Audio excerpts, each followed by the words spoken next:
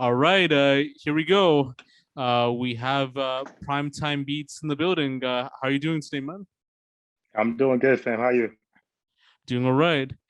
You know, your story and your history, like from what we've talked about before, was like very interesting. And from what I've read, you were like in a band back then, like an extensive like run from like 2008 to like 2016 or 2017, like and hmm touring and then everything else too. And then with your production credits, you worked with like a lot of people like Luciano, um Enterprise, and a whole lot of other folks out there too. And recently you just dropped your project like Life Cycle, which is like out now like on all platforms, like the four like beat project pack right there, like with unique title names. And like as you explained it, it's more of an appreciation of life.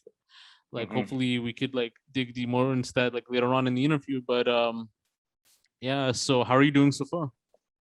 I'm doing pretty good, man. Thanks for having me. I appreciate you welcoming me on your platform, so I can get a little in depth in just what I've been working on and a little bit on my history. So yeah, man, I like what I like what you got going on your platform. I like that you get in contact with artists that I feel like are very much on their way to be like the next big thing. So shout out to you, Josh. Yeah, thanks, man. But yeah, like definitely, like let's get it started. So, like it stated before that you grew up in Jamaica. So, like, where did you grow up in Jamaica, and what was like the environment like for you, like growing up as well as like your childhood? Would you say that it was like very good, or like growing up, or would it be like quite different? I'd say so. Yeah, I grew up on the island of Jamaica. I was born there and raised there, and I'd say my childhood was pretty good. I can't complain. Like my parents, they worked hard to make sure that we had just whatever we needed. And my introduction to music actually started in Jamaica when I was 6 years old. Like I have an older brother who was he plays a piano, the keyboard, and whatever he did, I wanted to do. So he was playing it, and I was like, all right, I want to learn how to play it. But the interesting thing with this keyboard, it was a Casio keyboard, and it had these drum pads on the top. So he would play the piano, and I'd play the drum pads, and that's kind of like how I ventured into just understanding like the basics of like production. We had like a little bank on there where you could record a couple seconds at a time. So, we would just like work a lot together. And that was like my real first introduction to music. And like my parents are like heavily involved in the church to this day. So that kind of opened up a lot too, because then I would just go to church and music was there. So I just played what was there. That's how like so I'd say yeah, growing up was like I had like a pretty good life in Jamaica. I wouldn't say it was hard, and I was exposed to music very early on. And once I was exposed to music, that was it. Like I didn't want to really do anything else. No doubt. And I know with Jamaica, like during like certain time periods, like dance hall was like very popular, like in the late 80s, like early 90s. And then reggae was popular like in the like late 60s to like late hmm 80s in that sense too. So like I don't know like which era that like you grew up by, like in terms of like the sound. Like I don't know, like it was like when dancehall started, or if it was like sort of like in the reggae time. But like just speaking on the second question, like right there, was there ever any inspiration on either scene from there, or like even in Jamaica, that made you want to pursue more in the music scene, like in general? So I would say so. I was very young when I got exposed to the whole music itself, and like as far as being on a scene, like I wasn't even able to go on the scene. I'm gonna be like straight up. Like my parents was like I couldn't go to dances. I couldn't go to parties just because how like my family structure was. But at the same time, like I had cousins and who, they lived in Kingston. I lived in Manchester, which is considered the country. So they would come to our house to visit, and they would bring like all the new music. Definitely was like more of like '90s like dance hall, '90s reggae that I'd say I grew up on. But also my cousin, I never forget this. Like this was probably one of the biggest influences on me outside of my brother. He exposed me to West Coast hip hop, with like Doggy Style, like on tape. And that was like my first introduction to like West Coast hip hop. And from there, I kind of got into Tupac. And then from there, just like whatever was hot at the time. Obviously, you had like the East Coast, you had Biggie, and then you had every. So I didn't grow up on like I'd say the golden era of hip hop per se. When I got introduced to it, I got introduced to like the Snoop Dogs of the world, the Tupacs of the world, Biggies of the world. But yeah, I'd say that was like a nice dynamic of like having a reggae background, but also being introduced to hip hop like early on. No doubt. Also too, like you already like dabbled in on like how you got into music, like, on your first introduction from playing the piano and playing like making music like with your brother and being exposed to like the family sounds and like church and everything like that. But Mm-hmm. what inspired you to become like a multi-instrumentalist and a producer like at that point?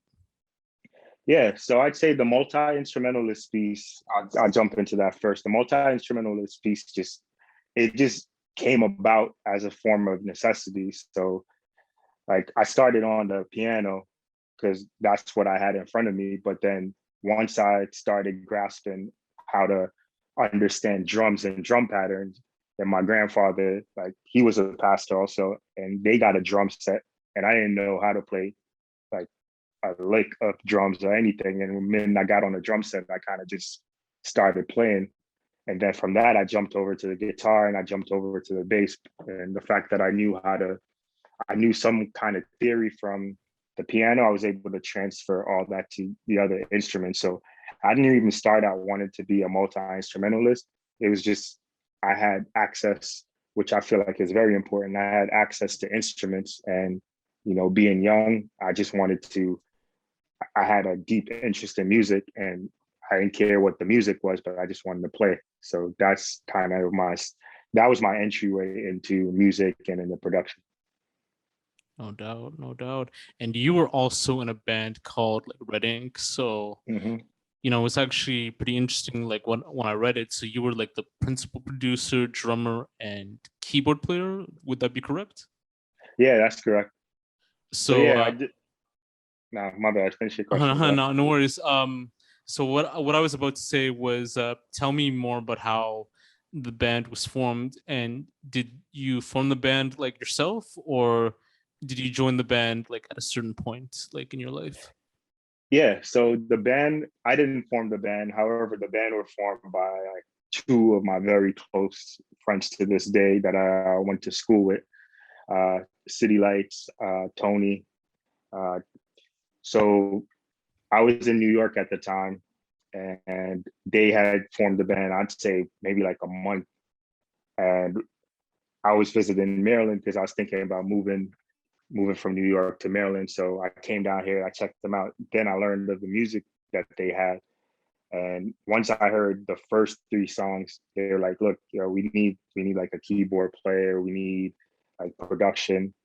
And I mean, that was really it. I was fresh out of college and I was like, all right, so you guys got this music. It really sounds good. It's very alternative. So the music is like an alternative base. So if you think of like Lenny Kravitz, the nerd, that's the kind of sound that Red Ink, the band was. But yeah, I joined the band a month after. But the minute I joined the band, like we worked on a total of three projects. We went on tour, relocated from Maryland to California, and we had a nice run. We had like a 10-year run where we did some numbers. But yeah, I'd say that was probably the most uh, I'd say the most dynamic kind of work that I've done as a musician because we didn't just do one genre. We were we were mostly alternative, but we did like some R&B stuff, we did some hip hop stuff, but it was really like an alternative based thing. No doubt. No, it's pretty interesting too. And like when I read about it, like you said, like you toured like with the band like nationwide, like as you Mm-hmm. said, like 10 years. So would that be like in North America, or like you only traveled to like certain parts in that sense? So yeah, most of our touring was just in North America. We didn't do any international tours. So we had like one major tour but then we spent most of our time on the West Coast, and then we would just touch states around the West Coast. So I'd say the life cycle of the band, no pun, the life cycle of the band like revolved around like the West Coast. So, you know, that's where we did like most of our numbers, was just on the West Coast, on the California side. Like, Yeah. So you produced, recorded, and performed on all three of the band's releases. So with that being said, what was, you know, being on tour like, you know, in terms of, you know, in the experience, and like also like in the band, and how like the impact had for you in that sense? yeah, so I'd say being on tour was like very, it was our, being on tour was like very interesting. It's a very humbling process because, you know, we were independent for the most part. And, you know, we did most of the touring. We did most of the planning and everything ourselves. But, you know, we had a decent situation. We had a van, we had a trailer, and we did a total of like 2 months on the road. So we literally like planned the entire thing. We had a manager. We booked all our shows, and, you know, we had some hotel stays, but we also had some stays where we hit up our fraternity brothers and just kind of stopped in their city. But touring was, I'd say, I definitely recommend that every artist that's like either on their way or starting up definitely go on tour, because you get to see where your fan base is and like where you're popping, and where either way you need to do a little bit more work. But, you know, we pretty much just use the internet to our benefit and just booked in places where we know we had like somewhat of a following, and we just went there and just even strengthened that following even more. So I'd say, yeah, we did pretty good on tour, and I'd highly recommend, you know, obviously with the right planning and right execution, that all artists, like, they definitely go on tour, at least tour close to where you live. And, you know, if you have a demand outside of your city, like, get on the road. Exactly. I know what you mean. And also, you stated that you relocated to Los Angeles at the time to be a part of Mm-hmm. like the film industry and publication, like the publishing industry in that sense too. And before you, like before LA, you lived in Silver Springs, like once you left Jamaica, and you said like it was more to expand and develop your musical careers there. So tell Mm-hmm. me more about those transitions from moving from like various cities, and what made you, like, I don't know, like what made you decide on staying in like the certain city that you're at right now? Yeah. So I'll just give you the quick history. So definitely from Jamaica, I moved from Jamaica to New York. Then I lived in Maryland, in Silver Spring, for like a year, then moved to California. And then now I'm back in the DC area. But however, when I was in school, I also, I majored in business development and film management. So I definitely always had a love for film. And, you know, as far as being a creative, if it's one thing that I always, I'd say I agree with, like the Kanye's of the world in this sense, is that, you know, you definitely want to, as a creative, you definitely want to explore and make sure that you expand as much creatively in in different fields, you know. So I knew for myself, like, I was like born, I'd say, within music, but I'm also going to tap into different creative endeavors. So like on the film side, once I got to California, and once, you know, writing the band started kind of tapering down a bit, my next thing was to go into the business side of entertainment. So being a business major in school,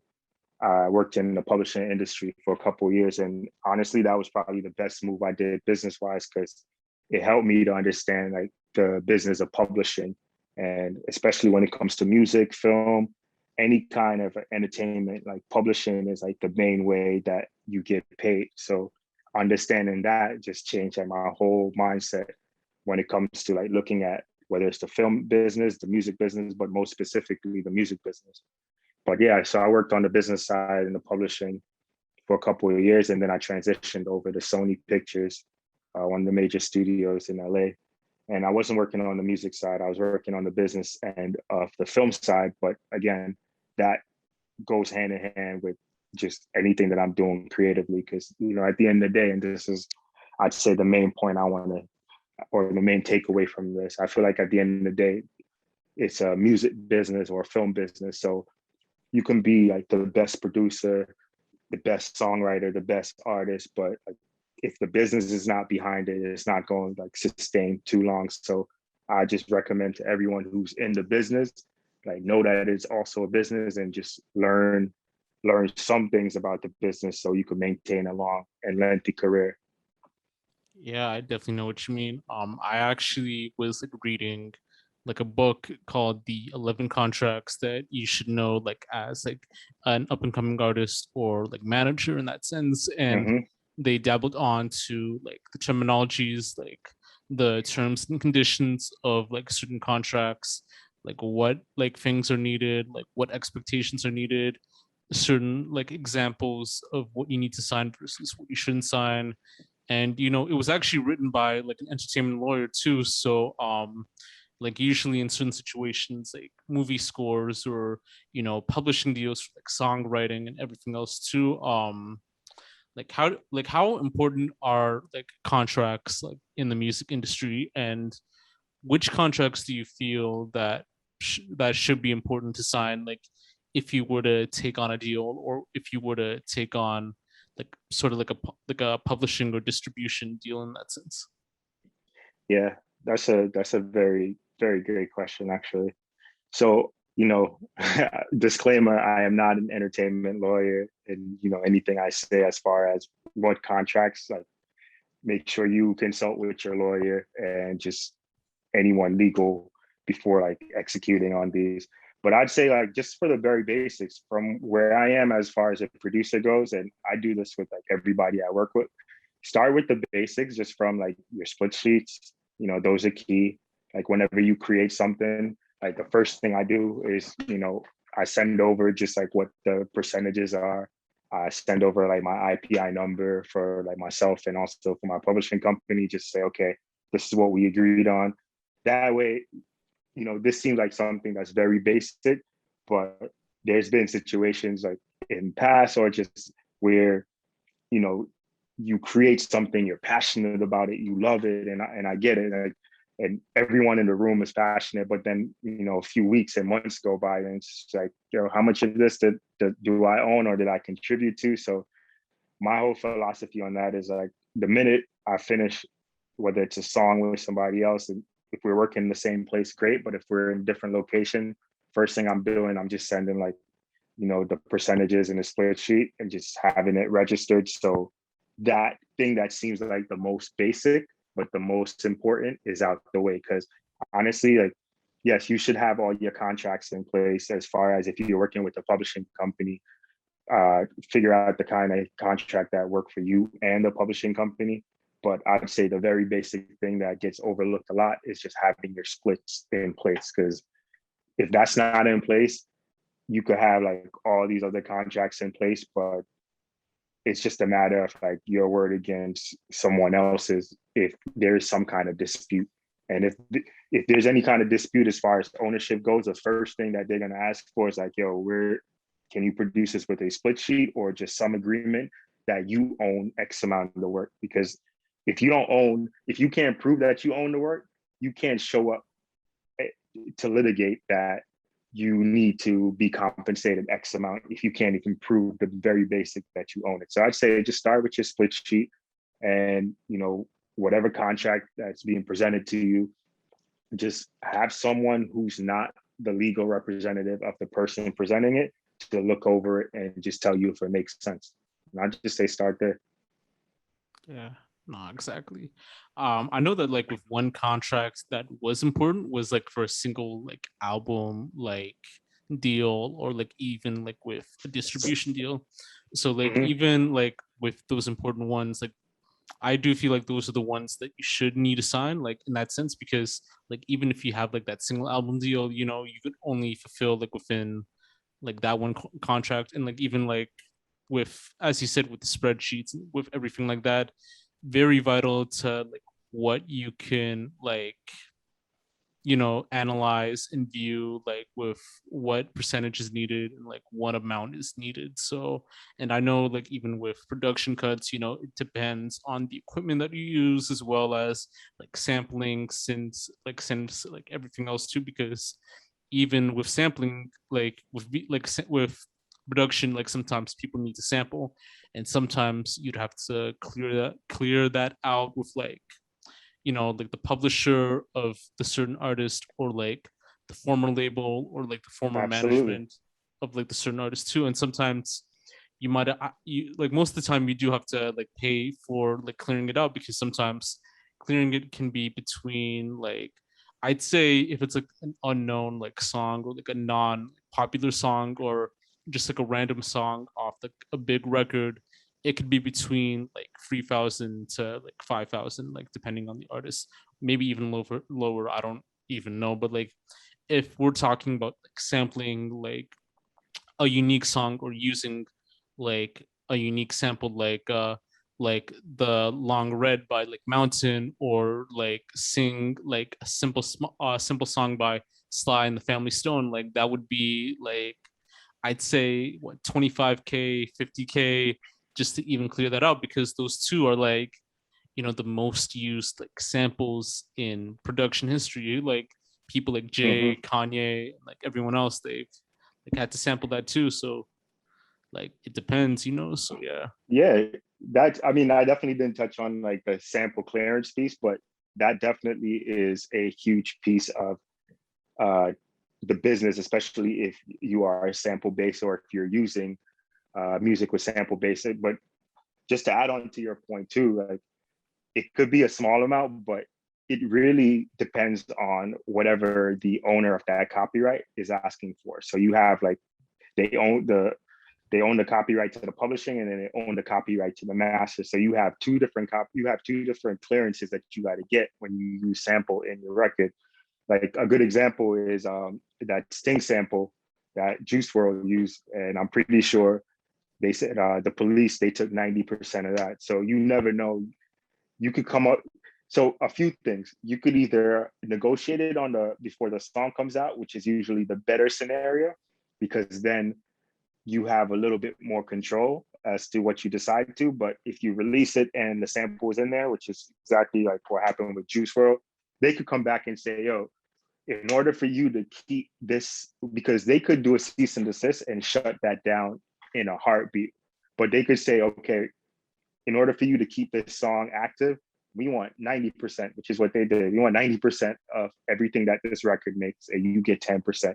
And at that point, you really don't really have like any negotiating power, because they own the copyright, and they get to dictate. If they want 100%, they get 100%. But if they could work with you. But yeah, sampling is, I I recommend sampling, but it's also like a business piece around it, which is just getting it cleared.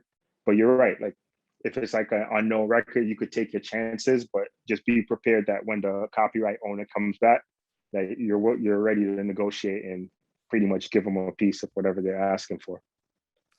Yeah, exactly. Before we get into the whole like publishing and film industry like stuff, I want to talk more about your cuts as a producer. So when I looked Yeah. at like who you produced for, like one of the big names that I noticed was like Luciano, like who I'm Mm-hmm. assuming is like the well-known like reggae artist. Like I don't know if that was the exact person, or if it was like a different like artist. Like No, that was the one. So I'll tell you how that cut came about. So I still have heavy roots in Jamaica, and one of the main artists that I'm working with is a friend of mine that I grew up with, and his name is Jamaica. Uh, and he got some buzz, and he got some cuts that like pretty solid. And I've been producing for him for a couple of years now. I've been friends with him for a while, but I've been producing for him for, I'd say, like going on like 6 years now. And the way the Luciano song came about, it's actually his song, and Luciano's a feature on it. But I had the pleasure of doing the production for it. So it's his relationship, but I just say kind of right place, right time. And he brought it to Luciano, and he was excited about it. And then they cut the record. And like he has a few more. So Jamaica, I'd say, is my main collaborator, as far as like my main Jamaican artist collaborator. And he just has ties with like a good amount of artists in Jamaica. So by extension of him, I'm fortunate to work with like these heavyweights. Yeah. So like just leading on to the list. So John Mike's, you knew him from back then, worked with him a lot, and then you worked, I think, with a UK artist named Rockstar, and then also with Enterprise and much more on lots of tracks. So even Mm-hmm. like speaking more on John Mike's, Rockstar, Enterprise, like tell me how you managed to work with like a clientele like that, and Mm-hmm. what was that experience like hearing your own beats and other artist songs, like even like with Luciano, like a heavyweight in like the reggae scene, and like Enterprise, who just came up like 2 years ago, opening up for Stally, which is like quite interesting in that sense. So Yeah, I mean, to be honest, man, it's like it's a great feeling. So the I touched on like Rick Starr from UK and also Enterprise as like two examples, but there's a couple other artists that I work with. So the my work, I'd say my work, the way I seek out the artists that I work for or the artists that seek me out is, I'm kind of like the type of producers that I like to pick the people that I work with, and I'm not a producer that's looking to work with everybody, and I'm okay with that. Like I have like the select people that I do want to work with, and I like when people like seek me out and they like my work and say, "Oh, I think we should work together because there's some synergy here." But with Rick Starr from UK, uh, I learned about Rick Starr. He was in UK for a while, then he was in New York. But then he reached out to me because he was working on an EP, and he's like very alternative based. If you check him out, like very progressive artist. And yeah, he just reached out to me and he's like, "Yo, I'm working on this EP. Like, would you be down?" And I sent him like 2 records, and he sent me back the references. And from there, I was like, "Yeah, definitely. This person is like somebody that like I definitely want to work with and have like a long term working relationship with." But yeah, when his project came out a couple years ago and it's like really solid. The response on the songs like really solid. He releases videos for it, and I like working with artists that kind of take their career in their own hands. Where they're not really waiting for individuals or a label or just someone to come along and kind of save them. They're willing to like get out and do the work themselves, and that's what really like drew me to Rick Starr a lot. Like he was a go-getter and he's gonna get it no matter what. And to this day he's like progressing. Like he has about 5 projects out now, and like every project you could tell he's been progressing on them. So yeah, and in Enterprise, it's interesting. I met Enterprise when I was still in Red Ink, because Enterprise, like we work with Enterprise, and Enterprise, I don't know if he told you this, but Enterprise like also writes songs for other people. So we did some work with Enterprise, and I was like, "Yo, this kid is like super dope, but also he could like rap." So we got like, I actually have like a few songs back with Enterprise that we haven't like, really released, but he would come into the studio and he would do like a lot of writing with us. But I always knew that he was also an artist. So the minute he started releasing music, I know the first project he got, Sun, like that joint was like super solid. And once I saw that he was now not only writing for people but releasing music, then I hit him up and I was like, "Yo, bro, I need to be on the next joint that you release." And he's like, "All right, bet." So once he started working on the second project, he hit me up a couple months ago and he just sent me a reference. So the way I like to work with artists, so if any artists out there listening, the way I like to work with artists is, send me a voice note of an idea that you have. Like, I don't mind sending you beats, but like, I'm not the kind of producers that just sit in the studio and crank out thousands of beats just to make beats. Like, I tailor make everything, like 80% of what I make. So chances are, like, you just send me a voice note of your idea, and I'm gonna create the beat around that. So it's gonna be like you putting your work on a canvas that I'm creating specifically for your work. I'm not just giving you a random beat that I just throw out there. So yeah, that's how the connection with Enterprise happened, and we knocked out like one song that I'm super excited about. That's about to be on his next project. So the minute that's out, I'll definitely like hit you up, let you know that's out. But yeah, those are the two people that I'd say I've been excited to work with. You know, actually, I'd be remiss not to mention, like, I'm working also with the artist out of Philly. His name is Rado the Dreamer. Super solid artist. You know, I say think of like a Freeway and like a Beanie. That's the style's like super aggressive, but you know, great songwriter. I'm also working with another cat out of Michigan, Grand Rapids. His name is Foreign. We just cut some joints a couple weeks ago. So yeah, man. And outside of that, I'm still, you know, just working through my instrumental projects. But yeah, I'm just keeping my ear to the ground and just working with progressive artists who I feel are going to be the next big artists of, you know, tomorrow. Yeah, no, exactly. I definitely know what you mean. And so like even with other scenes that you go by, so I know that you talked about, you know, your work in the publishing and like films industry in LA, and you said that you worked with like Sony Studios like at that time too. So if you want to talk more about that experience and Mm-hmm. how was like that experience like for you in that sense.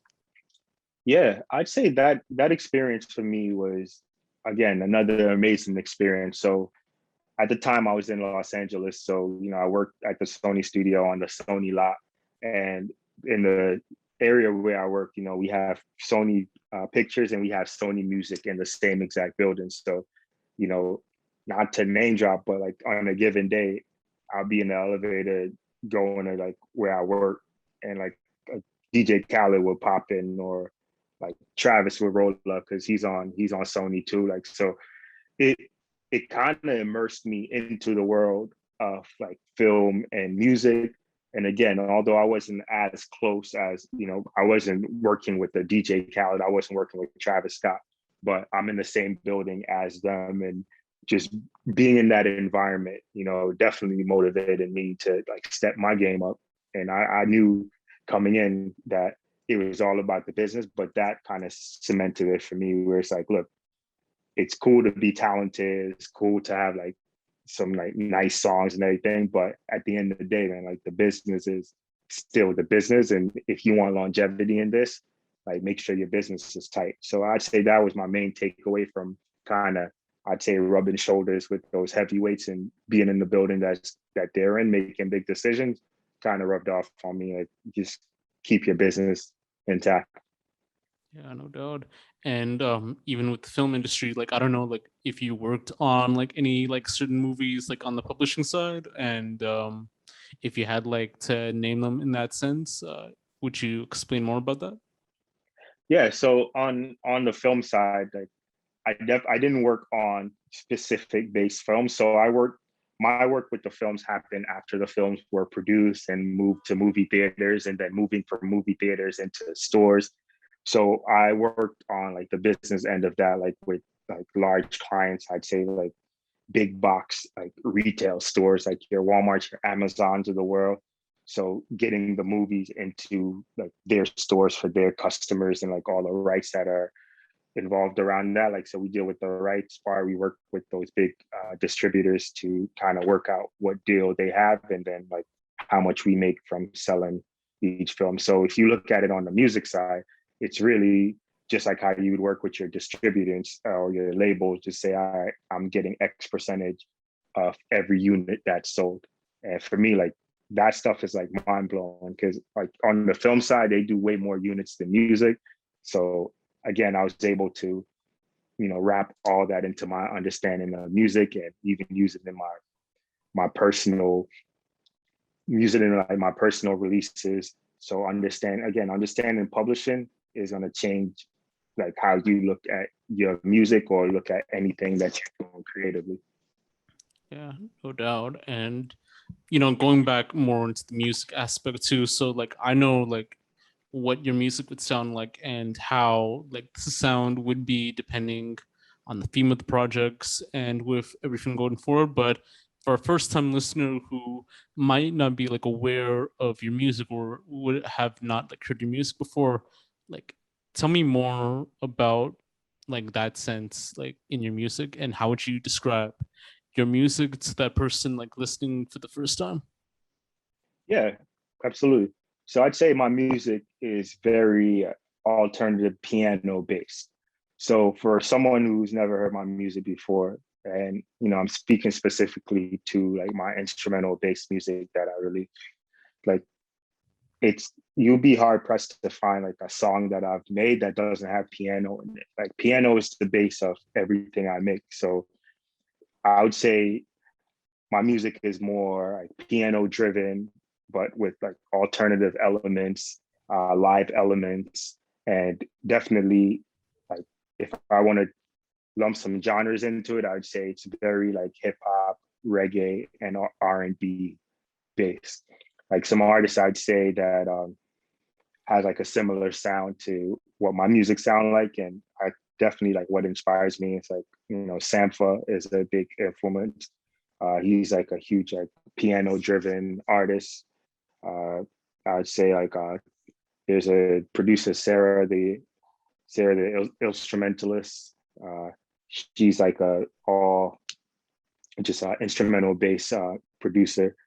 But yeah, just anything kind of lo-fi, like slow R&B tempo. Like I do have some up tempo cuts, but most of my music is like down tempo. It's like perfect music for when you're doing creative things and studying. And I'd say that that's like pretty much what my music embodies. It's kind of just your backdrop for when you need it to get something accomplished. No doubt. And when I listened to like the life cycle, like it was actually like one interesting project that I liked with a unique cover art and like unique sounds like here and there too. Like you can tell like with the orchestration, like it's like very like interesting too. Like I think I talked about the third track, but it had like more of an H-town like type sound. Like when you're listening to like down south music, like I would think like the second track on there, I think it was first or something like that. Or like middle. Start, middle, yeah, end, start. and salam. Yeah. All good. So like middle, like I think middle like kind of had like that whole like H-town type sound. Like when you listen to it, like I felt like you would hear like a Houston artist like rap like that. Like maybe like a Slim Thug or like a Bun B or like like a Chameleon or like all that. Like I could definitely like hear their songs and all that, like their sounds on that on like middle. So, even speaking on like that like projects in general. So tell me, like I know that you said that the inspiration was more an appreciation of life, but what was the creative process in that project? And tell me more about the significance of those four tracks and their names, like with start, middle, uh, and I think last or end, and then also Salam. So yeah, that's a great question, Josh, and I'm excited to elaborate on this because this was the first project I'd say that I made that I wanted to do something different from the other two projects that I released. So with this project, yeah, you're right. The inspiration was just I was experiencing like a lot of like death around me. So what I do when I'm inspired or when I'm not inspired, like I come here to the studio where I'm at and I just kind of start working on like material. But with this specific project, the life cycle, I wanted to take an approach of having one thing that ties everything together. So and even with the name, so the reason why I named the project the life cycle, and I have start, middle, and then Salam at the end, which is a bonus track, but I'll go into that more. I just wanted to embody a cycle of kind of like the human life cycle, how we have a start or a beginning, we have a middle, and then we also have an end.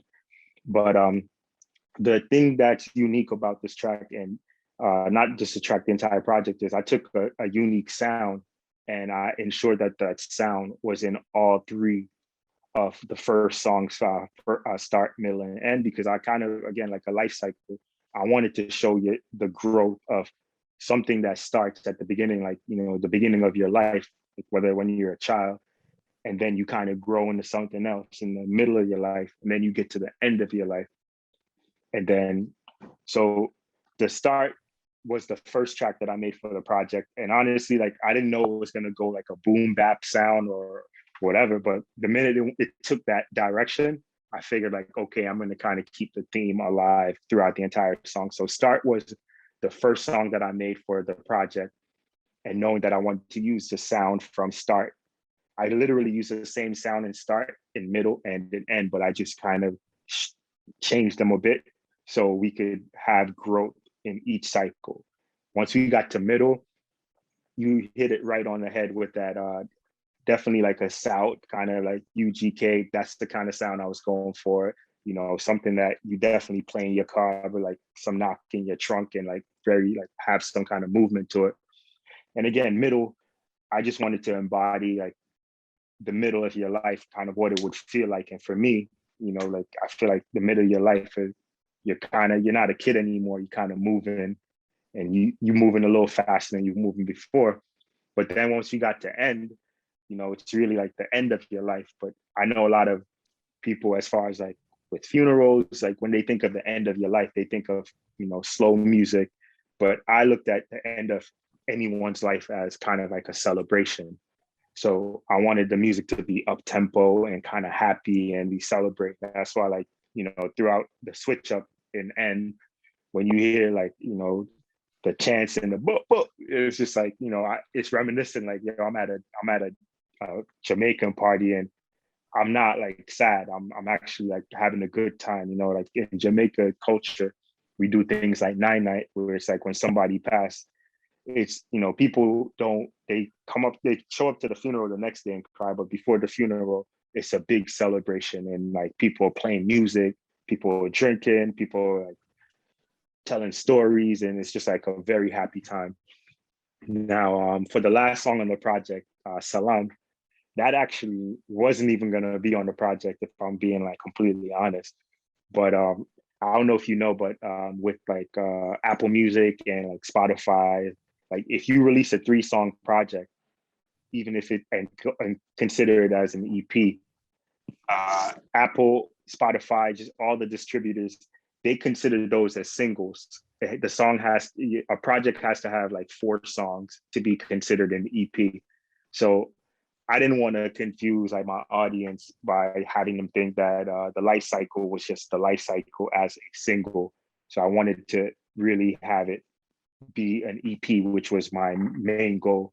So Salam was like a last minute ad, but you know, honestly, like it's probably like my favorite. I think I'd say Salam and Middle, like my 2 favorites on there. But Salam for me was, you know, I know in Amharic, you know, Salam means like, from my understanding, it means peace. But I hear some people also say that it means peace be with you. So my whole goal with that was kind of to wrap it up for like, you know, everyone who lost somebody during these tough times. I just wanted to say, yo, peace be with you. You know, you're left here, like your loved one's gone, peace be with you. So that's what Salam represents for me. And, you know, I was fortunate to be able to get like, you know, a sample with the word Salam in there. And I really wanted to drive that in. So it's interesting. I saw you caught that in the review. So that was pretty dope, man. Yeah. Like actually another thing about me is that I'm actually Ethiopian as well. So when I read like the whole salam thing, like it's also like another way of saying hello actually in Ah, Amharic. So like when people say like salam to each other, it's like another indicator to say hello, but it's also another term that it means peace or peace be unto you, depending nah. on how you say it. So yeah, like when I caught that in, like when I was listening to it, I was like, oh, I see, you know, like the whole like Jamaican, like Ethiopian like influence because with Jamaica and Ethiopia, like they had like an interesting like history like back then, like with Mm-hmm. Haile Selassie going to Jamaica to meeting up with like the the Rastaf and Yeah. speaking on like the whole like Rastafarian culture, because they had ties like within each other back then. So yeah. Yeah, man, definitely. My parents to this day still tell me story about that when Haile Selassie came to Jamaica and they were kids. And I mean, yeah, there's no doubt like the Jamaican and Ethiopian culture, especially where Haile Selassie is concerned and Rastafarians, like strong ties there, man. Yeah, no doubt. when I was like reading on the website, you talked about like your live rig, which explained your Yamaha, your laptop, like the mixers that you used and other stuff as well, Hmm. like with your drum kit. So tell me more about that live rig and how those products are more of preferred are more of your preferred choices as an artist, like in that sense. Yeah, absolutely. So I got them right here behind me. So I'd say as an artist or a producer or a musician, I'd say the first piece of advice I'd give before I even jump into anything is like whatever you have, just learn it inside out, because like chances are you have more than enough to make what you want. You just have to really learn it. But just to detail my rig, so I have a Yamaha keyboard, 61 key MX61 that I use. I always love Yamaha sounds. Chances are all my production have Yamaha sounds in there. The sounds are just like rich and unique, and uh, they sound to me personally, they sound the most live out of like any other like keyboard or just production unit. I like chord too. I have a chord keyboard that I use for like my live rig. But honestly, like mostly what I'm using my computer, running Logic Pro on my MacBook, and I also use like a Denon DJ type mixer, so I could have multiple things going at the same time. But yeah, my live rig is definitely just two keyboards, a computer, and my Denon DJ live rig, and the program or the DAW that I preference for me is just Logic Pro. But again, like I said, just use whichever one that and chances are you're gonna be able to achieve what you want to. Because I've used all of them. I use Fruity Loops. That's what I started with. I use Reason. I use Pro Tools. I use them all. But for me personally, my workflow is just a lot faster in Logic. So I'd say, when I was coming up, I always heard like, oh, you need to have this DAW or that DAW. And bottom line is like, you just need to understand what you're doing with what you have, because you could have like $1 million worth of equipment, but if you don't really know what basic EQ and compression is, like your music is gonna sound like crap no matter what you do to it. So just learn what you got. Yeah, nah, I know what you mean. And it actually hit me like when you talked about like your advice on, with what you need to use. So basically, you're like a couple years ago, like I actually interviewed a female artist by the name of Sienna Shea, who also talked about this artist, like this person named Rooks, who is more of an arts like curator and like a community curator when it comes to arts. And Mm-hmm. I actually managed to see the curator at a live event before, and she actually talked about studio time, like using the advantage to go into the studio. So usually for when she talked about like up and coming artists who go to the studio, like most people like they just use that money to go to the studio nowadays, but have like no idea what they want to do, like even like making music and such. So like your priority shouldn't be going to the studio, because like you can like go to the studio like almost every single day, like start that off as like an artist, but it doesn't help develop your sound like that. Like like if you're like shelving in like lots of money as an up and coming artist, like you don't actually need the studio for that. There are like other ways to start out like musically in that sense too. And like even just adding on, some people like she said to find your sound first before you even like plan on going to a studio like that, or like even plan on thinking about going to a studio or like making music like that. And do you feel like that kind of is like similar to like how certain artists should work like that? Like, do you think artists should create their sound first before like even planning on like even going to the studio, or even like having like home studio in that sense too? That's like a really interesting question. It's funny you bring it up because honestly, like that's like one of my biggest pet peeve with artists when I work with them. So I'm gonna give you like a two-sided answer, because in to the first answer I'll give is you're 100% correct, but it could be like a situation as far as if if an artist just has like unlimited access to the studio, that's on you. All right, it's not burning it's not, you're not burning your cash because you have the access, so you could take the time that you need. But honestly, what I would lean to, and this is what I ask for all the artists that I work with, like I kind of ask like, what kind of session are we having, right? So if we're having a session where we're getting together and we're gonna brainstorm and we're gonna work through ideas, cool. Let's like work that. Let's just call that before we even get to the studio. But my biggest pet peeve and what I don't like when I work with artists is like, I'm showing up prepared. I got all my gear, I got all my music, I got everything we need. I like when the artists show up and they, especially if they had the music before they showed up, then I'm expecting you as a professional to show up with at least something, at least show up with the hook, and then just be ready to like work through the verses. But when you show up with nothing and it's like, you got to start from scratch, then I could have like showed up to the studio 2 hours early and knocked out some other things that I'm doing versus showing up.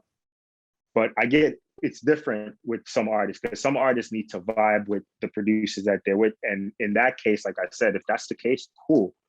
Like I'll show up knowing that and we'll work through it. But if you are not that kind of artist that you need to show up and vibe, and I like it when an artist show up at least 50% prepared. Like a good example was I just cut a record with artist out of Michigan. Look him up when you get a chance. His name is Foreign.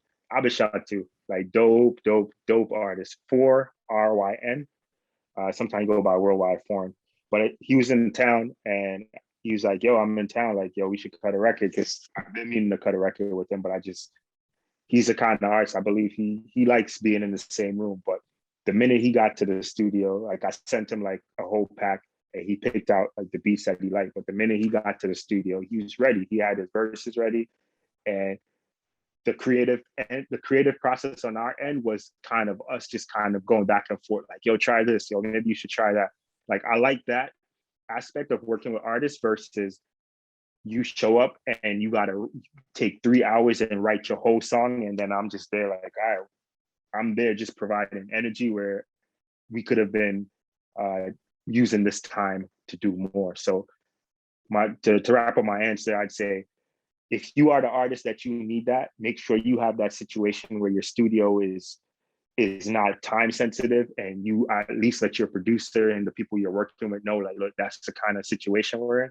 But if that's not the case, show up at least halfway prepared. So when you're creating, it's now you got the hook down and you're doing your verses, then it's like, yo, maybe try this ad-lib and try that way, versus we're starting all the way from scratch and then got to decide if what you're even writing is making sense with what you got. So I'd say that's like the long answer to the question. Yeah, definitely. I know that you said that like that was like your pet peeve in that situation. Like I don't know if you have like any other like pet peeves as a producer, like in that sense, or would that be like the only one so far? I would say that's the big ones, but I'd say the other big one is, and I kind of, I'm someone who like I seek out information. I try to learn as much as possible. I'd say another one of my pet peeve would be like working with artists that kind of don't do their homework, and you kind of have to like educate them with information that's like readily available on the internet and just out there. So I would say like honestly, like I try not to work with any artist that I don't think is taking the steps to at least make themselves better as an artist. Like I don't like to work with people that I'm gonna do majority of the work for you. Like I get it. Like people are talented and like you shouldn't be doing everything. Yes, you have individual people to do individual things, but I strongly believe like as an artist, like you got to know like the basics if you say like you want to be in the business. Like so that's my biggest pet peeve is like if there's someone that's like really talented, but they won't just take the basic steps to understand what they're getting into. Like I feel like this is the only business that you jump headfirst into it and you don't know anything about it. Like there's no other business in the world or just in general that you don't learn the basics about it. But you know, the crazy thing is the payout is so big. Like you in creative fields, you could have a super large payout, but you could also run the risk of just being in some bad deals because you didn't do like basic homework. So I just say, and honestly, it's more for the artist where it's like, look, I'd rather you go learn something about what you're into than having all this passion and then 2 3 years later you're like, damn, if I just like knew what this one little thing meant, I wouldn't be in the situation. So I'd say, yeah, just have some basic understanding of what you're into because it's a business at the end of the day. So like learn the basics. Yeah, definitely. I know what you mean. And just to end off with our like next two questions. Well, I know I have like another one as well too. But like I want to just get into this one as well. So I know that you said that you first like listened to like reggae and then hip hop and then R&B, and those are like the Mm-hmm. sounds that like you're mainly like influenced by. But do you have like any artists that you were like influenced by back then, and like in the future, who would you like to like work with someday? Yeah, that's a good question. So a lot of my influences, you know, like when I started again on the reggae side, it was just like your classic artists because you know, like I didn't have access to I had access to musical instruments, but I didn't have access to just freely to listen to anybody I wanted to listen to. So obviously like the Bob Marley, that was probably like the first reggae anything I heard because I'd say I could find that music in my house. So whatever was in my house, I was listening to, and also whatever my neighbors were playing.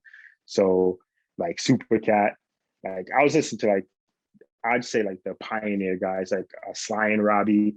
I remember I used to, you know, Jamaica back in the day, they had like jukeboxes and all that. So I'd be playing like all those stuff from the jukeboxes. But as far as now on the hip hop side, it definitely was the West Coast. You know, your Snoop, the Tupac, Dr. Dre, still to this day, one of my favorite producers. And then like, you know, anything with just live instrumentation. So that's why I like R&B. I was drawn to it like very like after hip hop, I was drawn to R&B because it was just a live instrumentation in the music and it was to me it was like close to gospel. So yeah, I mean, so yeah, that's just how I got into those. Like it wasn't one specific artist that got me into music. It was just the availability of music equipment that I had, and I kind of just learned to play, and then I just learned to play. And that's why to this day I don't really stick to one genre because I just kind of gravitate to what sounds good to me. Yeah, definitely. I know what you mean, man. Like I've been listening to like a lot of like West Coast stuff lately, Snoop, before like with Ice Cube, and lately with like other acts from the scene too, like you have like what Tupac, you have like the Far Side, you have like recently ZNI, and so like one like the main vocalist for the rapper group in ZNI actually passed away due to COVID, but there was also speculation that it might be like a homicide due to like chest compressions, like because he was being restrained by the police. So there might have been Mm. like some chest like, restraint issues too. But like ZNI was like also popular. Then you have like your E40s, your like Ant Banks, your Two Shorts, and everyone Yeah, else don't like forget that. So about your new school guys. Like you got your black hippies. Yeah, they're like my favorite. Kendrick, yeah, J Rock. Yeah, yeah, my no bad. doubt.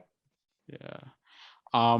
So just to get it on with these other two questions. So Yeah, have you grown? Like, did you feel like that you've grown like as an artist from the start of your career until now in that sense? absolutely. So the way I'd answer that question is like I definitely feel like I've grown as an artist because you know I look at my art my artist journey as you know I had a start where I started as a kid, just playing whatever I could get my hands on. And then from there, I transitioned from just a musician into a music producer. And then from a music producer, I started working on projects. I started working, with a band, and I worked with different artists. And then from there, I kind of ventured into like the business side. But then I parlayed that into now working with myself. I consider myself as an artist, but as an instrumental artist, because my music doesn't have vocals on it. So honestly, I see this as a journey, and I'm just going to keep pushing myself to keep doing different things. Like what I got coming up next. Like I got some more instrumental music that's going to be released, but I also have some songs that I'm experimenting with my vocals that I'm crazy excited about.